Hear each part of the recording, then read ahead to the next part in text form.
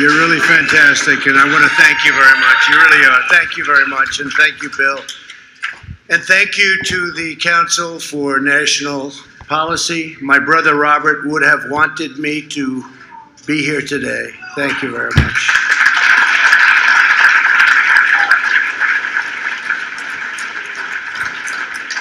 Together, we're committed to protecting the American people, preserving American values, defending America's heritage, and keeping America safe, strong, prosperous, and free. I want to thank Bob McEwen, Kelly Shackelford, and Jenny Beth Martin for your tremendous leadership of the CNP. Done a fantastic job. We're also joined by Acting Secretary of Homeland Security, who's done incredibly, Chad Wolf. Where's Chad?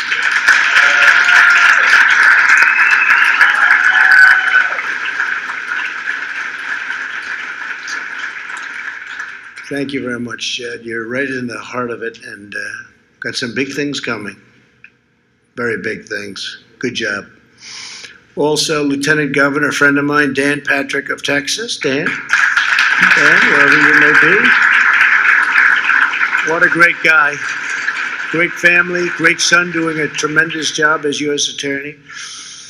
And many other state and local officials. I want to thank you all for being here. We have a lot of horsepower here. A lot of firepower, you might want to say. But over the last week, the Democrats held the darkest and angriest and gloomiest convention in American history. They spent 4 straight days attacking America as racist and a horrible country that must be redeemed. Joe Biden grimly declared a season of American darkness. And yet, look at what we've accomplished. Until the plague came in, look at what we've accomplished. And now we're doing it again.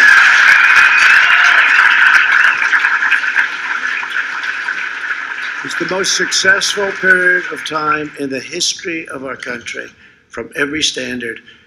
Look what we've accomplished. And now this plague comes in, and look at the way they talk.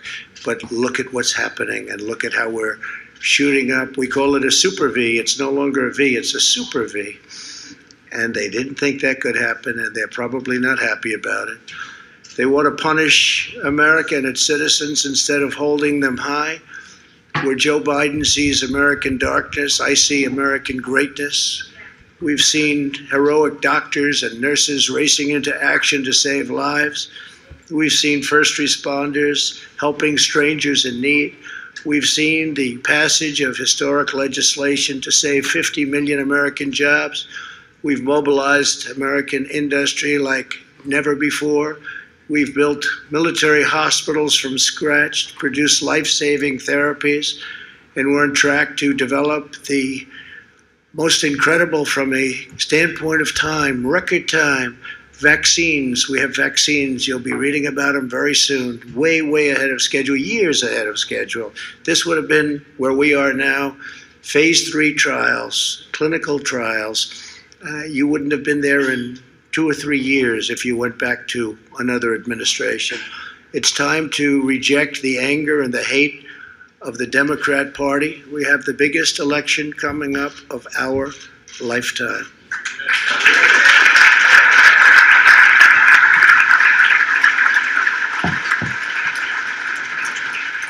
No party can lead America that spends so much time tearing down America.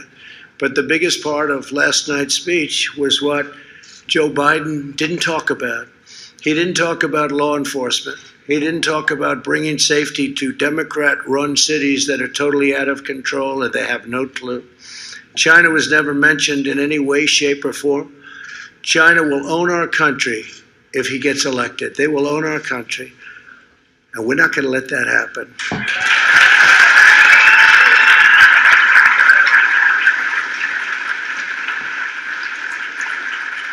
And you've seen the intelligence reports. China very much wants Joe Biden to win.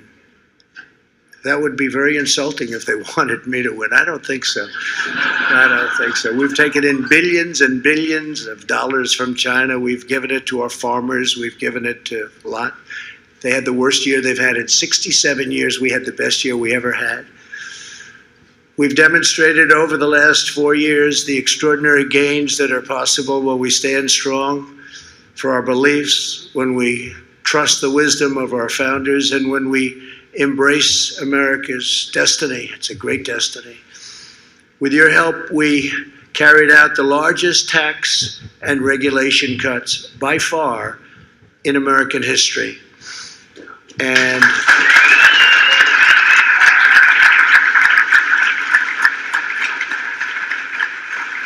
And they now want to quadruple taxes, and they want to quadruple and beyond the regulation cuts. And when we say tax and we say regulation, and you say, oh, tax cuts, that's so wonderful, but the people in this room that are the heads of industry, you have some very powerful people in this room, they know that the regulation cuts may have been even more important than the biggest tax cuts we've ever had.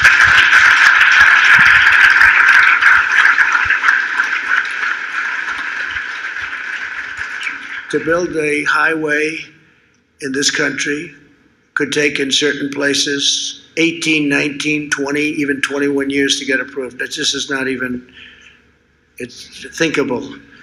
And we've got it now down to 2, and we'll have it down to probably 1. And it may get rejected for safety reasons or for environmental reasons. That's okay, it may happen.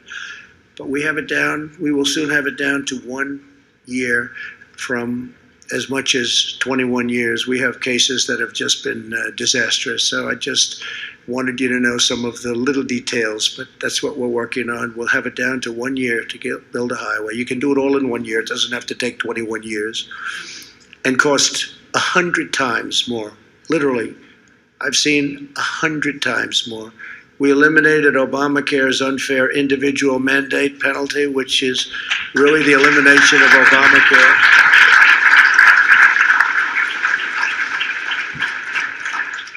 And to give to critically ill patients access to life-saving drugs. We passed a thing called, and hopefully nobody in this room will need it, but if you do, it's right to try. We have the greatest medicines, the greatest doctors and labs in the world, and we have things that won't be approved by the FDA for a little while, although I've cut that time now down in half. It used to be 12 years. Now we've cut it down in more than half. And you see that with the vaccines, you see it with the therapeutics. But right to try, where we have the right to now go in and use some of these very promising drugs, and the response has been unbelievable. What's happened and the lives saved have been really incredible. People used to leave for Asia, they used to leave for Europe, they used to leave for other places all over the world, or they'd go home and die. They'd go home and die. If they had no money, they'd go home and die, which is most people. Now they sign a very short, simple document, and they have the right to try, and it's given them hope, and in many cases it's given their life back. So it's been a great thing. These are things that nobody talks about, but it's, they've been trying to get that approved, by the way. Not as easy as it sounds. It's complicated because you have the insurance companies and the doctors and the hospitals, and the country itself doesn't want to get sued. And so not very easy. But they've been trying to get it approved for 41 years. They've been trying to get that. That's just one of many, many things that we've done for 41 years. To provide our amazing veterans the care they deserve, we passed VA accountability and VA choice. Many, many decades they've been trying to get that.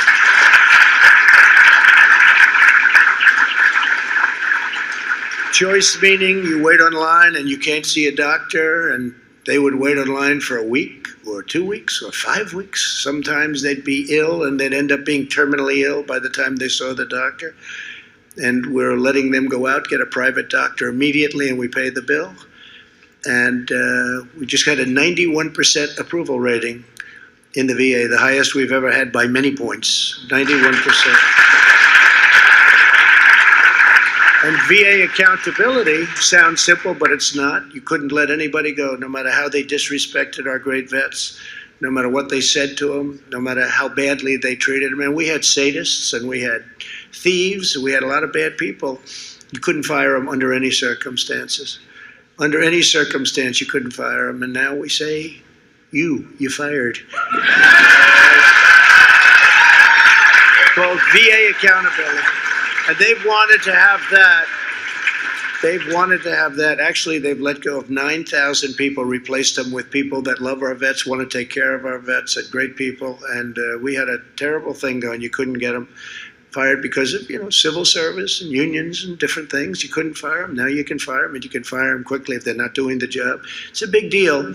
And we don't talk about it a lot. Nobody talks about it. But they've been trying to get those two things approved for more than 4 decades. And now they're done and they're approved. We ended the Obama-Biden administration's war on American energy. And the United States is now the leading producer of oil and natural gas anywhere in the world. It's a big thing.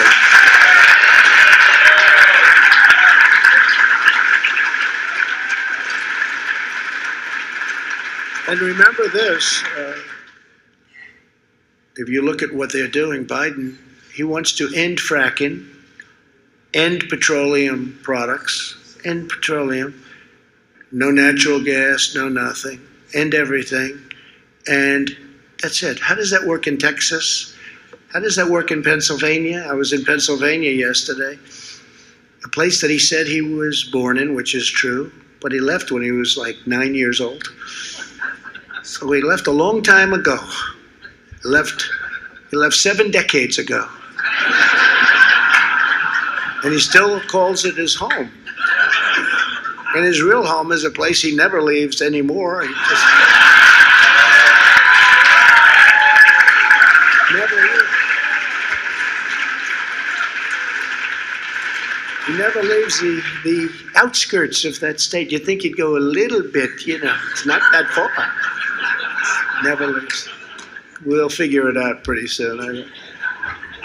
But they want to end fracking, they want to end drilling, they want to end everything, they want to end all of that. So I said, think of it, they want to end oil, they want to end, and this is the way it is, guns, they want to take away Second Amendment, right? How about that? That alone should win you the election, right? That alone.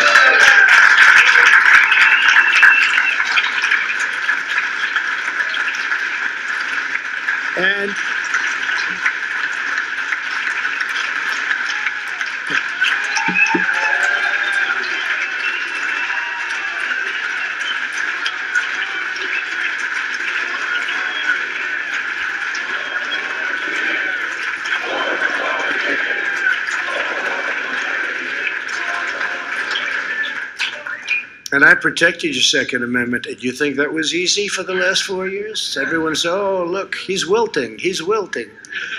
And no, we're not wilting. And we've had people that were in tragedies, and they lost a son in a school, and they lost a daughter, beautiful Meadow. And that gentleman's been a friend of mine. He knows exactly who I'm talking about. Beautiful Meadow. They're totally in favor. They've actually gotten hard line on Second Amendment. It's not one way. It's an incredible thing to see, actually. But we held totally strong, and it's always going to be with us. But if they get in, they will absolutely either obliterate it to a point of no return or actually terminate it. And I have no doubt about it. I have absolutely no doubt about it. It's something we can't let happen, such a big part of our security and our safety. And your entertainment and all, but I say security and safety probably first, right? And God, it's an attack on God, it's an attack on religion. Did you see the man that got up and sang a very, very special phrase from a very, very special thing? And he left the word God out. And I was watching and I said, oh, he must have made a mistake. I didn't think that he left it out. I thought maybe he, that can happen. Maybe he made a mistake. He didn't make a mistake. That's where they're coming from. He left the word God out, and that's where they're coming from. I withdrew from the one-sided parrot. If you see it, the Paris climate, I call it the Paris climate disaster. This was a way of taking advantage of the United States. We wouldn't be able to drill. We wouldn't be able to frack. We wouldn't have energy. Russia went way back into the dirtiest years. China didn't even come into it until 2030 or 2035, and when they did, they came in very lightly. We came in immediately, and we would have had to close down many, many businesses in order to achieve the goals that they set, which are totally unrealistic. It was a disaster. And you know, it's an amazing thing. When I did that, and when I did a couple of others, environmental bills, the Clean Waters Act, how about that? It sounds so beautiful. The name is so beautiful. In fact, when I did it, I said, I'm going to be killed on this one. And I did it. And I was surrounded by farmers and developers, builders that build houses and others. And they never cried. They're very strong people. They never cried a day in their life. They were almost all crying. I said, what was this big, strong guy? What was the last time you cried? I can't remember. So I gave them back their life. You know, that took away, right? That took away their life. And what we did in Minnesota with the iron ore, people came up to me, they said, you gave us back our life. Obama wrote it out. Iron ore, the best in the world. He wrote it out. We gave it back to them. We went up to Maine. We gave them back their lobsters. We gave them back their fishing.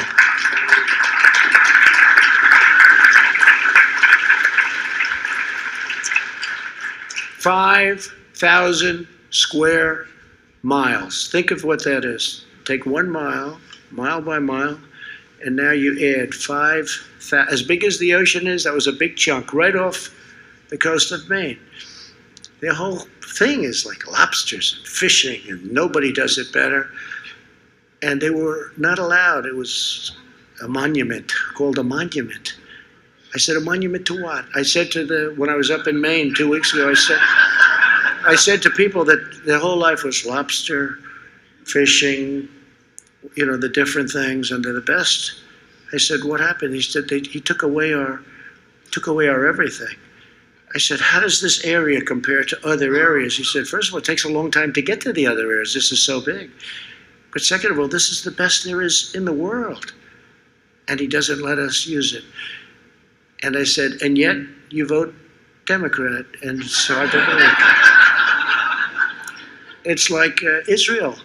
Look what I did for Israel.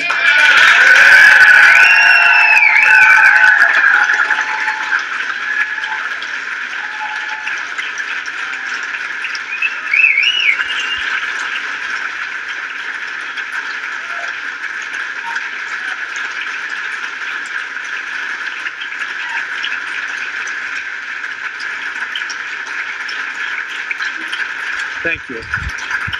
But it's amazing to me because nobody's been worse to Israel than President Obama and Biden. Nobody. Nobody's been worse. Look at the Iran deal. It's the worst thing that ever happened to Israel.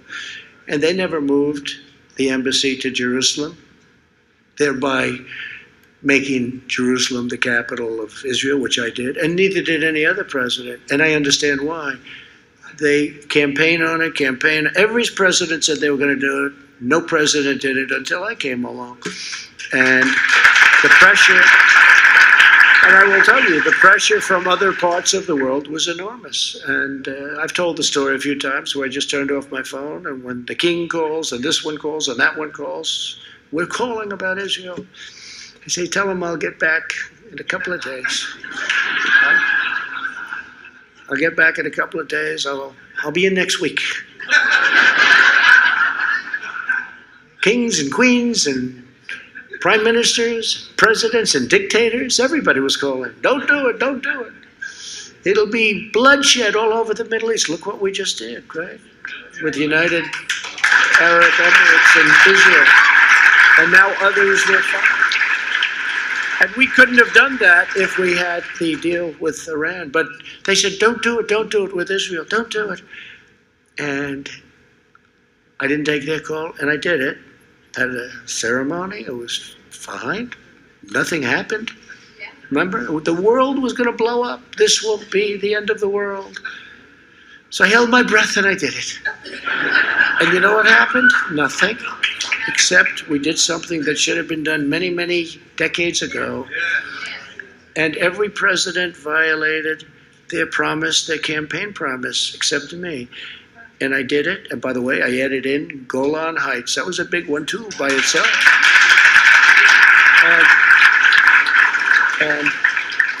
I did it, and you know, it's incredible. I'd then call up these heads of state, many of whom are friends of mine. I get along. Actually, you don't hear this from the fake news back there. There's a lot of press.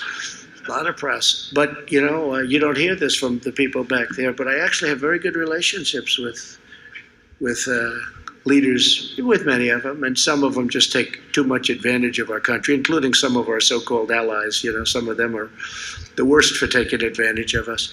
But you don't hear that. Then, so what I did is I called some of the leaders the following week. Hi, how you doing? What's up? Oh, we wanted to talk to you about Israel, but you already did it. I said, oh, I wish I got to you a little bit sooner. But that's easier. That's easier than having somebody asking you over and over, please don't do it. But I could see there was a lot of pressure. I never understood why it wasn't done. It wasn't done because there's tremendous pressure put on the President of the United States by many other countries, much more than you would think, and different countries than you would even think. Countries that you wouldn't think even cared about it were calling, asking not to do it. So we did it, and it's been really quite historic, I guess. And I could run in Israel, and I think they set up probably a 98% approval rating in Israel. So it's been good.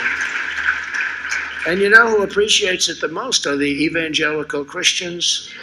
They appreciate it the most.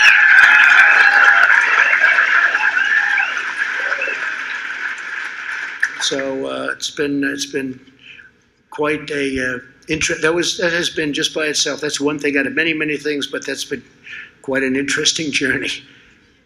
But we also took historic action to stand up to China's trade cheating and plundering. You know that.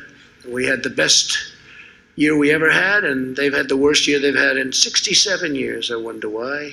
And I don't want them to have bad years, but there's been nobody that has ripped off the United States like China for so many years. How presidents before me allowed that to happen, and especially the one just before me. And Joe Biden, with his son walking out with $1.5 billion to manage, meaning millions of dollars a year in fees, is a disgrace, okay? Is a disgrace.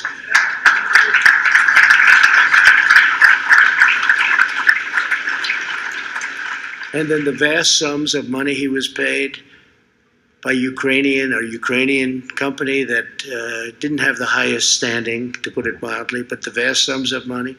If that ever happened to a Republican, they would have been in jail a long time ago. It's such a double standard, I can't tell you. This whole thing with all of the things that happened, the deep state, you can believe it, you don't have to believe it, but it's very unfair. And I will say that if a Republican ever did what Joe Biden did with calling off the prosecutors, or you're not going to get $1 billion, and he's on tape. It's not like, oh, gee, I mean, he's on tape. We wouldn't have had a chance. It's a disgrace. The double standard is a disgrace. And hopefully it'll be brought back to fairness. And remember this, they spied on my campaign and they got caught. They can say what they want. This FBI agent has just now, first one, admitted, that's the beginning, hopefully, of the falling castle. But he's admitted that he forged documents. He changed documents, reversing them. And he admitted it. So let's see what's going to happen over the next, hopefully, short period of time, because it's been unfair that we've had to wait so long. That was so obvious for a long time. And it should never be allowed to happen to another president again, that I can tell you. And that's for the good of the country. Not for me, for the good of the country. Within 3 years, we replaced NAFTA, which everybody said was impossible to do, with the brand new and really pro-America USMCA. It's a whole different ballgame. And we don't want to lose our companies to Mexico and Canada. And this puts a tremendous price tag on doing that. If they want to do that, they won't be doing that. In everything we do, my administration is fighting for the American people and delivering one victory after another. We have appointed more than 230 federal judges. We expect to be perhaps over 300 federal judges by the end of the year.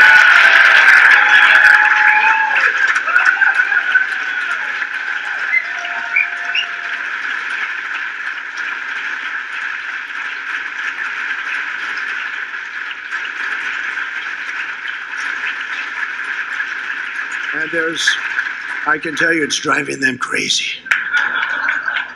Don't forget President Obama. They say he was a great president. Well, you can't be a great president when much of what he's done we've undone.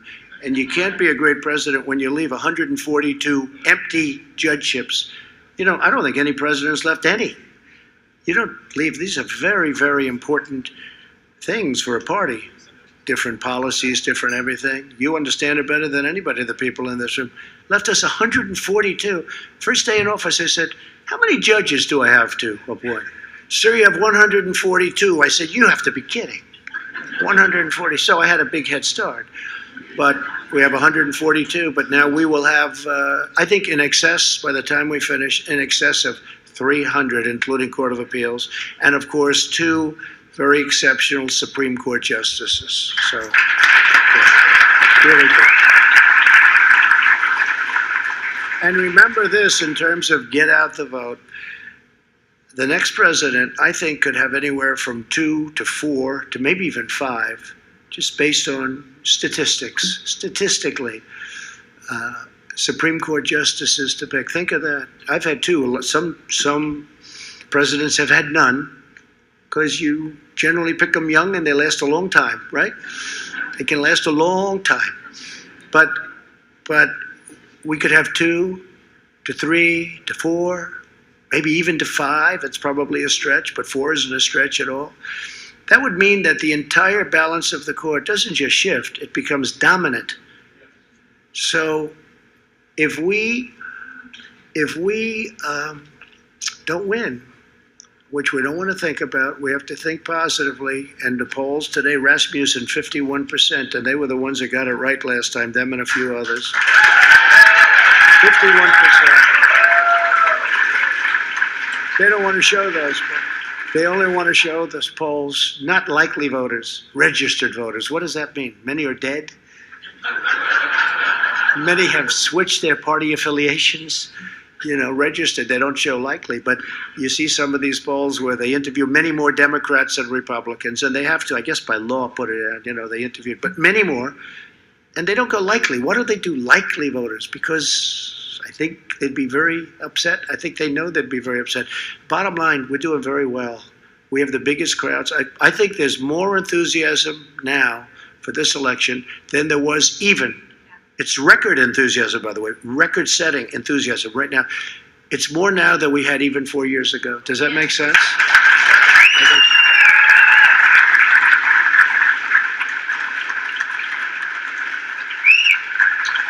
And we had the same thing 4 years ago where they say, but now we've done so much. You know, this is easier in many ways.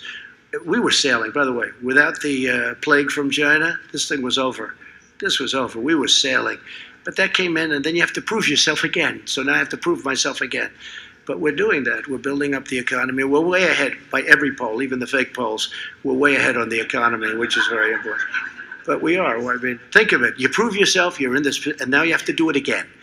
But that's what we're doing. We have the V. We have the super V we can talk about. But with the help of countless faith leaders, many of you are in the room. We appreciate it. We passed historic criminal justice reform.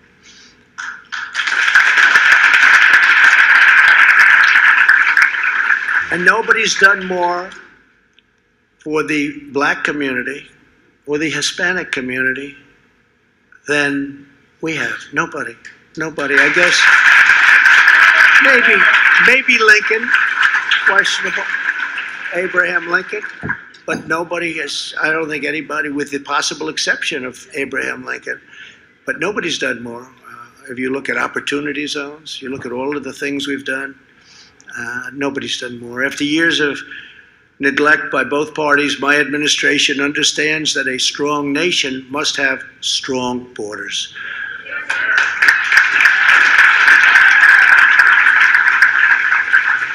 By next week, we will have gone up to over, as I say, 300 miles. That's hard to believe, and that was tough. They didn't want it. Do you notice now that we're building it, you don't hear about it anymore? They don't want to talk about it anymore, and it's a bad issue for the Democrats because everyone knows that walls work. You know, it's interesting. no matter with all the technology and all the changes you see, you don't recognize a computer from 5 years ago. It's not even recognizable. Two things don't change, right? Walls and wheels. And you can come back. You can come back in 2,000 years from now, and two things will still be around: wheels and walls. Remember when they were saying the wall doesn't do anything? They wanted to have a drone flying around, you know, flying around enjoying, so you could watch everybody pour into our country. We've ended catch and release, one of the great scams of all time. Catch them. We catch them and release them. They should say catch and release into our country, because you catch them and then you release them, and you weren't allowed to bring them back. Now we bring them back. We absolutely bring them back. We've dismantled drug smuggling and human trafficking. These networks are horrible. Human trafficking in women, which has turned out, you think of it as almost an ancient crime, but it's not. It's bigger now all over the world than it's ever been because of the computer, because of the internet. It's bigger now than ever before. It's a horrible thing, much of it through the southern border. But all over the world this is taking place, and we've brought it down to levels that nobody thought even possible. But it's a terrible thing, mostly trafficking in women, children to a lesser extent, but women. We've removed 20,000 gang members, including 4,500 MS-13 members, and we brought them back to their countries. And their countries under the Obama administration didn't want to take people. You know that, right? They didn't want to take them. They'd say, no, don't bring them back here. We're not taking them. Guatemala, El Salvador, right? Honduras. They wouldn't take people back. Now they take them back. They say, oh, thank you very much. The last administration left us with a Middle East in chaos. This was a Middle East in chaos. Iran was empowered and exporting terror. They don't have too much money now. They're not spending billions of dollars giving it to Al-Qaeda, Hezbollah, some of these wonderful groups that are totally vicious, crazed lunatics. But Iran's different. It's having a hard time. Its GDP went down at a level that you wouldn't even believe, in the 20s. And they'll make a deal. I say they'll make a deal within a month, but I probably mean a week. But I just want to be right. Because they'll call me. They'll say, it took 10 days. He was wrong. They just want to see if I win, they'll be in making a deal. And if for some reason I don't, they'll take their time and they will get one of the great deals since the last one, where we paid them $150 billion. Gave them 150 for nothing. It wasn't even a long-term deal. It was, you know, right now, the time is almost up. This was like a short-term deal. It's like you rent a store in a shopping center. These are countries we're dealing with. You need length, but it was a short-term deal. But more importantly, we gave them $1.8 billion in cash. Think of that, cash. We flew it in Boeing 757s, loaded from floor to ceiling with cash. What were these people thinking? And had I kept that deal, we terminated that deal. Had I kept that deal, we could never have started this incredible thing that's happening with UAE, Israel, and everybody saying, why haven't you invited us? Okay, we're dealing with many countries now want to come in. This was an impossible thing to even conceive of. Impossible.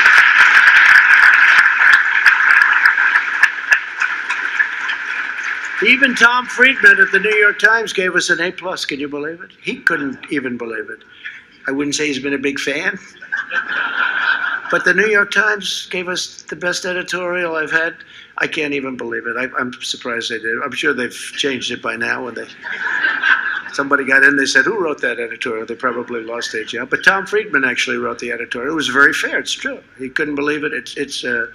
It's gotten great reviews from everybody. Wall Street Journal, Washington Post. Can you believe that one? Everybody gave it. And we couldn't have done that deal had we stayed in this horrible deal done by John Kerry, who just had no clue as to negotiation. He never got up. They would tell him, we want this, we want this, we want this, and he'd sit there and he'd agree to everything. Sometimes you have to get up and walk. He never got up and walked. He got up, once he rode his bicycle, remembered he was in an accident. I promised at 73 years old, I said, I'll never be riding a bicycle. He had the helmet, he had the names, the insignias all over. He had insignias like, you know, like he was a 20-year-old great cyclist from France. So that delayed him about 2 months. They said he just got hurt in a bicycle accident. What? It's not a good accident when you're... So I promised I wouldn't do that. I might get hurt, but I'm not getting hurt riding a bicycle. But if you look at the Obama administration, ISIS was rampaging all over. I've defeated 100% of the ISIS caliphate in Iraq and Syria.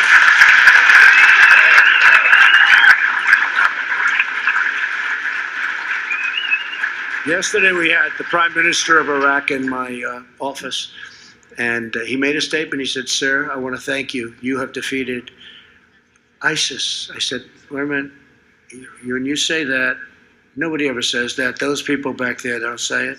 What do you mean by that?" He said, "You." I said, "Do you mean Obama? Do you mean the United States?" "Sir, Obama, it was a disaster. When you took over, ISIS was in 30% of our country. You came in and you defeated." I said, "Would you please go public with that?" So he said I would. He would. But it's true. I mean, we defeated 100% of the caliphate. And we turned it all around. We rebuilt the United States military, $2.5 trillion. We have a brand new, beautiful military.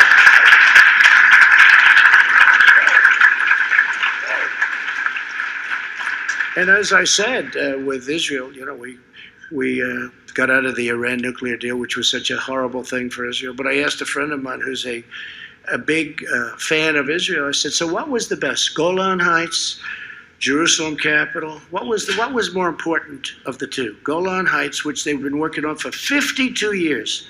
Recognition of Golan Heights for Israel, right? 52 years. Planes would fly in. They'd have summits every year or two. Planes would fly in. They'd talk. They'd talk. They'd keep talking. 2 days later, the planes would fly out. Then they'd meet 2 years later. 52 years they went through that. I got it done immediately. I said, which is more important, Golan Heights or Jerusalem capital? I said, neither. I said, what do you mean neither? He said, the most important is when you withdrew from that horrible and very dangerous Iran nuclear deal. That was the greatest thing you did for Israel. It's very interesting. And I said I agree. I actually said I said I agree. We imposed the toughest ever U.S. sanctions on Iran. And this week we invoked the snapback provisions to restore virtually all of the previously suspended UN sanctions. We snapped it back. It's a good term. The founder and leader of ISIS, al-Baghdadi, is dead. We call it.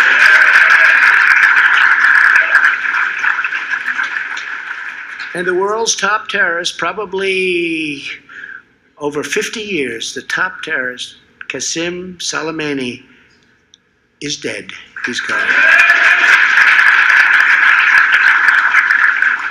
But the more success that we've achieved, the more unhinged the radical left has become. Anarchists and violent mobs have rioted in our Democrat-run cities, attacking our police and tearing down statues.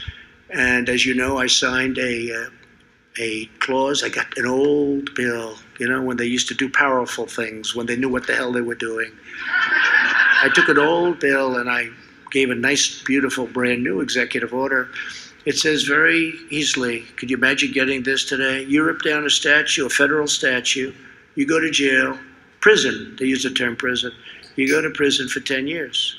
Stop. And I remember there was a big march on Washington. They were coming in to knock a lot of statues down. They even had Thomas Jefferson planned. That was in their planning. No thanks. George Washington. They were even thinking about Lincoln. You know, Lincoln did sort of a pretty good job, right? But they were talking about anybody. I don't even know if they knew what they were doing. They were just wild and out of control. But I signed this, 10 years in prison if you knock down a statue. We have people right now in jail that are going to trial, by the way, and that was from previous to signing it. But if you remember, that was a big thing 2.5 months ago. You know when I signed it? 2.5 months ago. 2.5 months ago I signed it. we haven't had a problem since. They say, you know, we want to knock down that statue, but, you know, 10 years, let's see, 10 years, that's a lot of time. That's a lot of time. Which tells you that, you know, laws, if properly utilized, can stop all of this madness. And that's why we have to give our great police back their dignity and their power.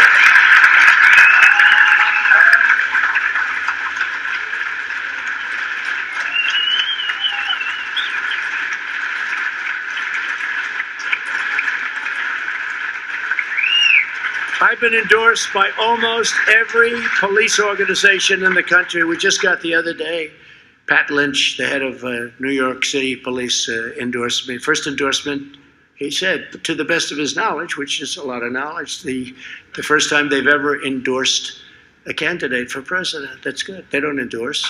The first time ever. All the sheriffs in Florida. Dan can tell you all of the law enforcement in Texas, right? All of the law enforcement in Texas, Dan, so it's good.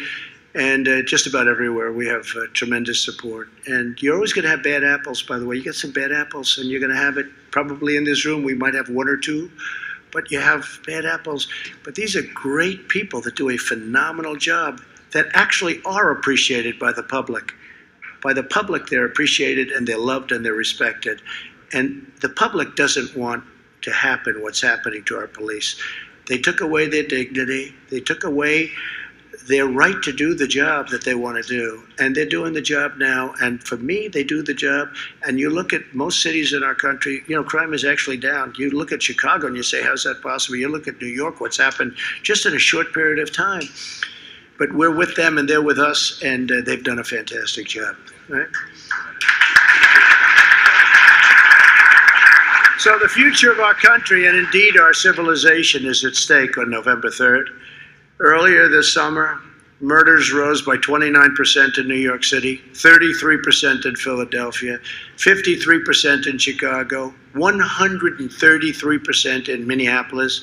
These are all Democrat-run places. These are Democrat-run, I might say radical left Democrat in some cases. But these are people that don't have any clue what they're doing. They have no idea. I don't even think they know that it's bad what's going on. You know, you'd almost say they're trying to defend it. It's incredible to hear them. But that's why I launched Operation Legend, which has led to the arrest of 1,500 criminals since July. And the radical left spent 4 years trying to illegally overturn the last election. They're still trying to overturn Hillary Clinton. Remember the Hillary Clinton, will you honor the election? Right? The results of the election. That was Hillary Clinton. And she should have asked that question to herself. She's like a crazed lunatic. She's a lunatic.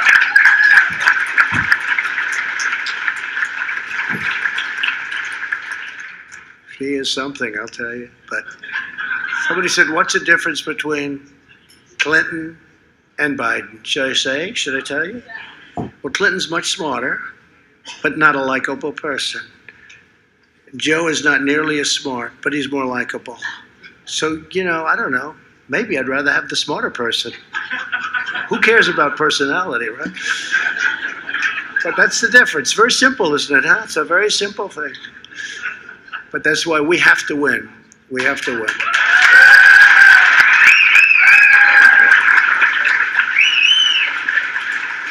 So now the Democrats are planning to permanently alter our political system so their control is never threatened again. They want to pack the court with radical left justices, abolish the filibuster, which frankly I wish we did it, because I said they're going to do it, so we might as well get there first. But I couldn't get a couple of people to go along with me. But, you know, my attitude was Schumer's going to do it. They all said, no, he'll never do that. He'll never do it. Guess what? They're doing it. They're doing it. And as much as we've done more than anybody has ever done in 3.5 years. But you know what? As much as we've done, we would have done more had we done that. Because getting those extra 10 votes was almost impossible with these people. Almost impossible. So I wish we had done it. I wanted to do it, but we had some obstacles. Well, Grant, They want to grant mass amnesty for millions of people. And citizenship they want to give to many million illegal aliens, probably about 11 million at least, and they want to abolish voter ID. They want to abolish voter ID. To get into the DNC convention last night, you needed an ID with your picture on it. Now, what does that tell you about? Oh, to get in last night, a friend of mine who happened to be there, I said, why were you there? And, very political person, but shows me, he said, here's the ID, it's got my picture, it's like the most incredible. It's a disgrace. There's only one reason they don't want voter ID, and that's because they want to cheat. That's all. It cannot be anything else. I mean, you have it on everything. You have it on driver's licenses. You have it on everything, just about. And the only one they don't want it on is a vote, which is the most important thing you have is your vote. And they don't want it. We have it in some states, Indiana. We have some great, really, voter ID. They want to abolish it where it is and never allow it to happen again. And that's only a bad thing. That's only a bad thing. To everyone in this room, your organization was formed at a time when conservatives led the fight to turn back the tide of communism abroad, communism here. It's a very important organization. Now Americans must rally to turn back the radical left socialists and Marxists right here at home. And you see that when you see these people rioting in Portland, where you see the anger, the craziness. These people are crazy. They're crazy. And we won't let it go on much longer, by the way, because, they're supposed to police their own town, but we're not going to let it go on much longer.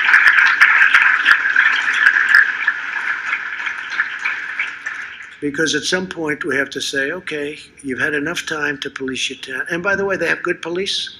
Portland has good police, but they're not allowed to do their job. If our opponents prevail, no one will be safe in our country, and no one will be spared. No one will be spared, including the people that help fund. They think they're going to be best pals. They're not going to be best pals. They'll be terminated just like many others. I'm the only thing standing between the American dream and total anarchy, madness, and chaos. And that's what it is. I'm representing you. I'm just here. And I'm not sure it's an enviable position, but that's what it is. That's what it is.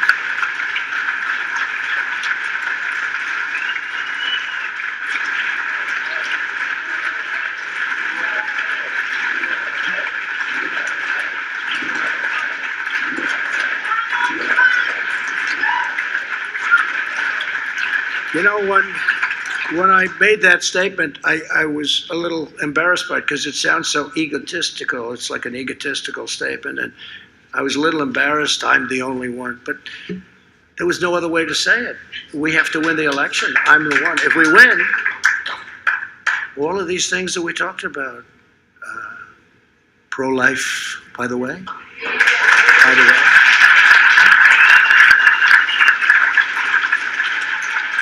Second Amendment, by the way.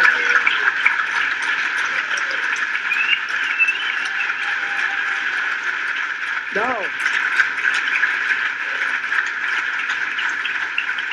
If we don't win, it's all gone. Okay? It's all gone. And I have to mention life. All gone. Second Amendment, gone. It's all gone. And many other things. It will be a totally different country, and ultimately it will fail. It will fail. It can't work. Economically, it can't work. We'll go into a depression, and I'm very good at predicting these things. We will go into a depression, no different than, maybe worse, no different than what happened in 1929. Your stocks will crash, your 401ks will be worthless. This is going to happen. And the radical left will bring him along so quickly. I don't know if you saw the Congresswoman the other day where she said, he will do whatever I tell him to do. He's perfect. He will do whatever I tell him to do. This is a congresswoman. And Bernie Sanders is saying the same thing. Bernie Sanders is saying, look, we'll just let him be in there, and then when he gets in, we'll take it over. That's what's going to happen, because that's where their party is. It's become a sick ideology, and we have to win. We will solve the problem very quickly, very easily. We have to win. I don't like this mail-in ballot deal. They're going to send out 51 million mail-in ballots to people that haven't requested them. Well, where are they going? Look at what happened in New York with Carolyn Maloney, a small race, and they declared her the winner. They don't even have the ballots. It's so mixed up, so fraudulent.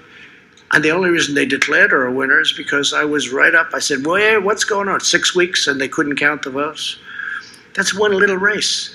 What's going to happen when you have 150 million votes and you have 51 million votes?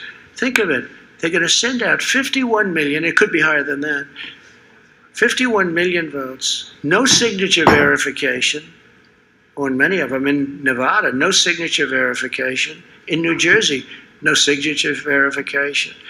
In New Jersey, the governor passed it and didn't even have the legislature approve it. He did it with an executive order, which is interesting. I mean, how do you do this? But think of it, just from, you don't have to know anything about politics. You don't have to know anything, just common sense, right? And a lot of you are great business people. 51 million, it's not an absentee ballot where you request it, they send it, you send it back. It's good, like in Florida. This is 51 million people are going to get ballots to send in. So if it's them, let's say, that are doing it, and it's mostly Democrat states that want it, and the Democrat governors, they're going to send them to certain areas, I guess, right? I guess. So people are going to be getting them and said, oh, all right, that's fine. And they'll send them back. And some of them, harvesting is allowed. That's where you harvest them all together. In Nevada, harvesting's allowed. So they'll go all over the world and they'll get people to sign them. Hey, you used to be here. They'll go all over the world, and they'll harvest them, and they'll drop thousands of them on a table just before the election. The other thing is, if you do this, you'll never have an election count on November 3rd. You know the way we enjoyed, I'm not sure they did. They didn't enjoy it. But you know the greatest evening ever was 4 years ago, right? Yes, sir.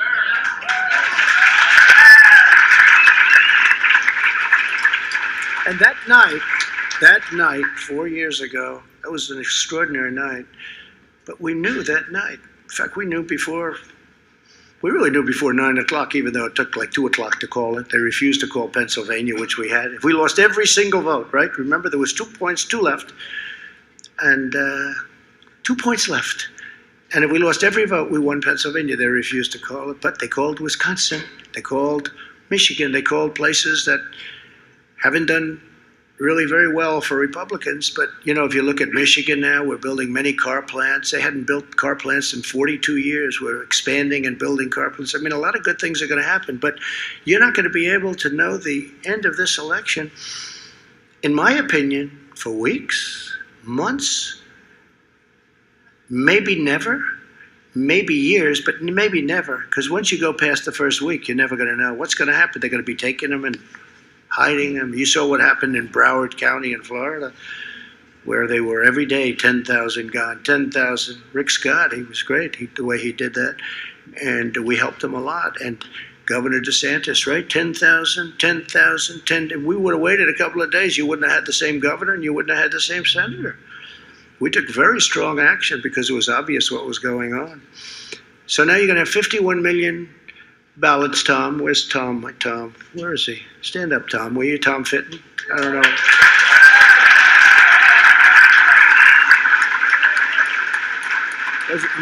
That's Judicial Watch. They do a fantastic, I don't know if everyone agrees, but I do. They do a fantastic job. I wish he had more help. I mean, honestly, I wish he had more help.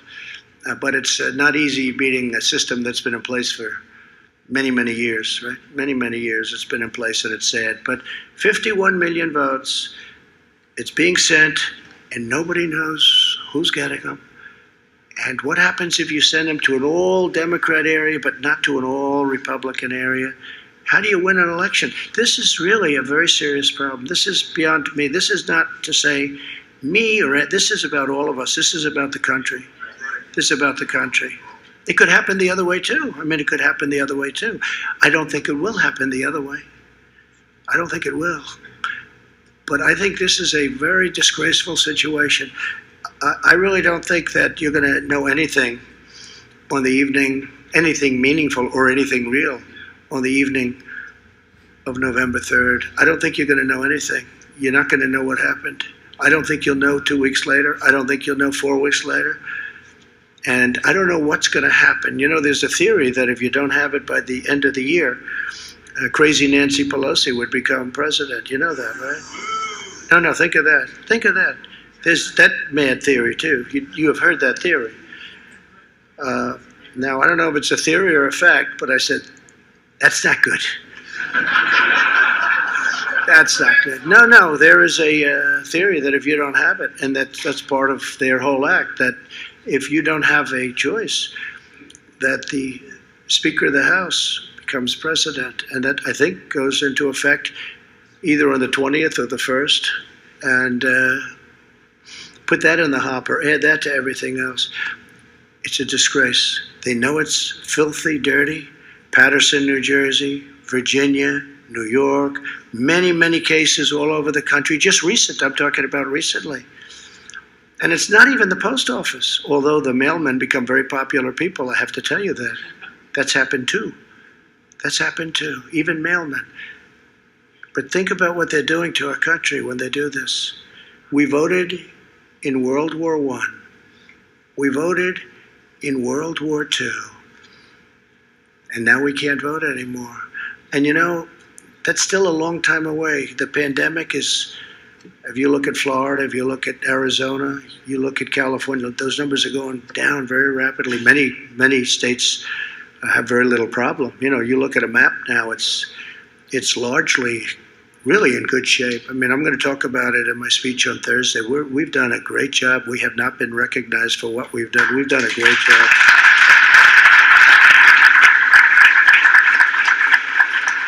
So in 2.5 months from now, we'll be in, good shape, and we're going to be in really, I think, potentially really good shape. And we can't let this happen to our country. It's called universal mail-ins, okay? Universal. They like the word universal because it explains it. I don't know why. I personally don't like the name. I just call it mail-in. But we want to distinguish it from absentee voting, which is okay, which has gone on for a long time, and we're prepared for that. But we're not prepared for this. 51 million ballots. It will be a tremendous embarrassment to our country. It'll go on forever, and you'll never know who won. So I say that for you. I say it for the cameras because I assume that goes out. But I will tell you that this is a very serious problem for a great democracy. This is a very, very serious problem, and something has to be done about it. And they're being sent almost as we speak. People are going to get ballots that had no intention of voting, that maybe shouldn't be voting, that maybe aren't, and they say the computers will pick it up. The computers are going to pick up nothing. They're going to pick up nothing. You'll have double voting where they send in a ballot and then they'll go and vote. That's going to be a big problem. They'll send in their ballot and they'll vote too. They'll send in the ballot and then they'll vote. What are the chances that some states so efficiently run? Oh, gee, you can't vote. We just got your ballot last night at 7 o'clock. I mean, think of how ridiculous it is, right? Common sense. I say this for the media. This will be the greatest catastrophe, one of the greatest catastrophes in the history of our country. That's how serious it is. And they all think I'm trying to steal an election. Just the opposite. I want the fair results of an election.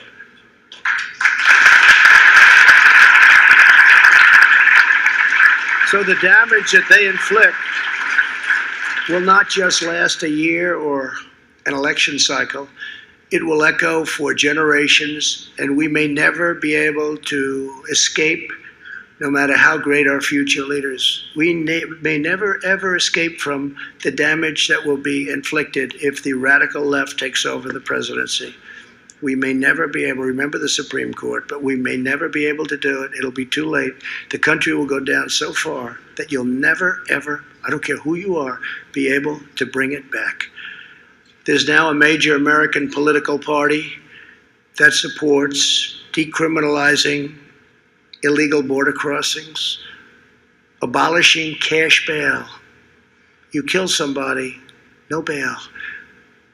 They want to close all prisons, outlaw American energy, confiscate your guns, force taxpayers to finance late-term abortion.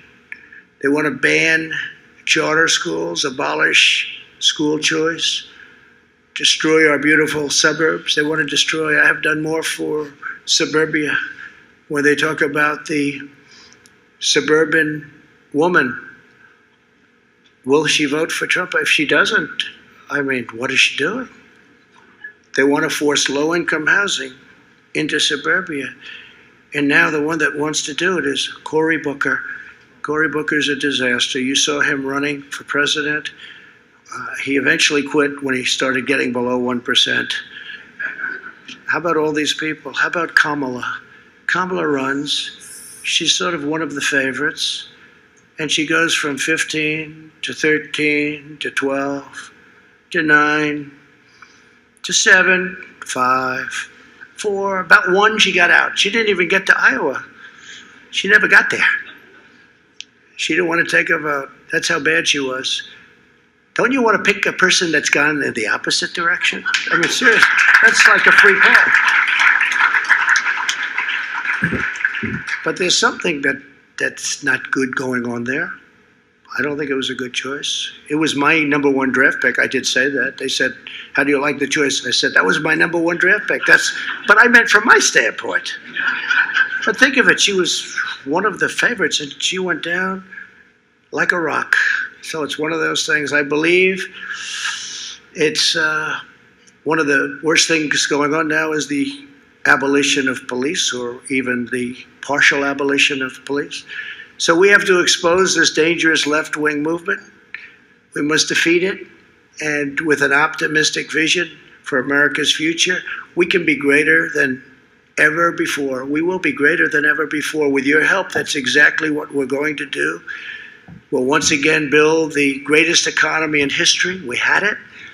We had to let it go to save millions of lives, and now we're building it again.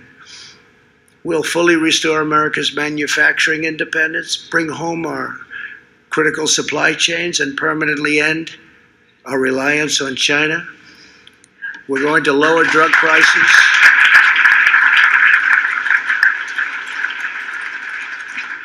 We're going to lower drug prices at a level that's never been lowered before. You know, I'm the only president in 51 years that lowered. Last year, drug prices went down a little bit. Not much, but a little bit. But under Obama and Biden, they went up 52%. 52%. We'll create a healthcare system that protects vulnerable patients, lowers costs. We have transparency. It's already done. It's approved. It kicks into effect in January. This is going to lower your hospital stays, your doctor bills, gives you more choice and controls, and we're going to deliver the highest quality care that our great American patients and people and seniors deserve. We'll provide school choice to every parent in America.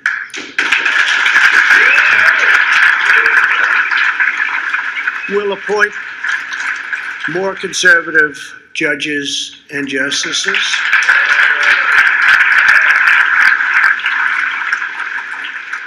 We will protect religious liberty, defend the lives of the unborn, uphold free speech, and safeguard the Second Amendment and your right to keep and bear arms. So important, right? We'll restore patriotic education to our schools.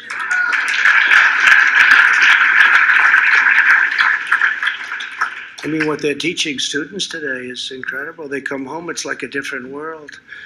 What is it, 16, 19 now? All of a sudden they change. Now they're thinking about making another change because they don't like that. But I don't know, so I guess 1492, Columbus discovered America. You know, and that's what we all, 1492, Columbus discovered America, right? That's what it was, right? Now they want to sort of get that, and poor Columbus, they're ripping those.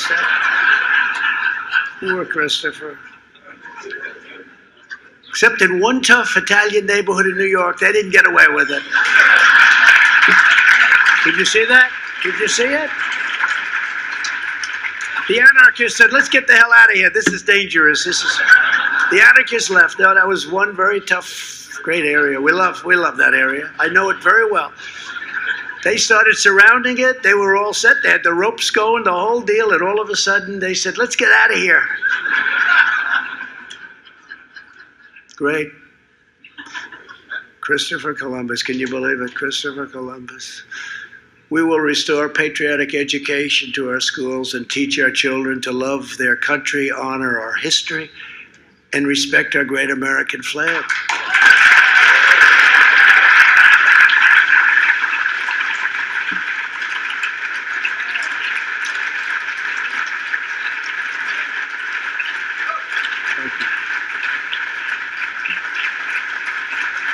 So this is the vision we believe in. And with your help, your talent, and you have incredible talent in this room, and your devotion, this is the bright future, not the dark future that you saw last night and for the last 4 days. This is a bright future that we will deliver for all Americans. I promise you this, as long as I am the President of the United States, I will fight with every ounce of energy and strength. And I have no doubt that our country will be greater than ever before. Thank you all very much. I appreciate it. It's a great honor.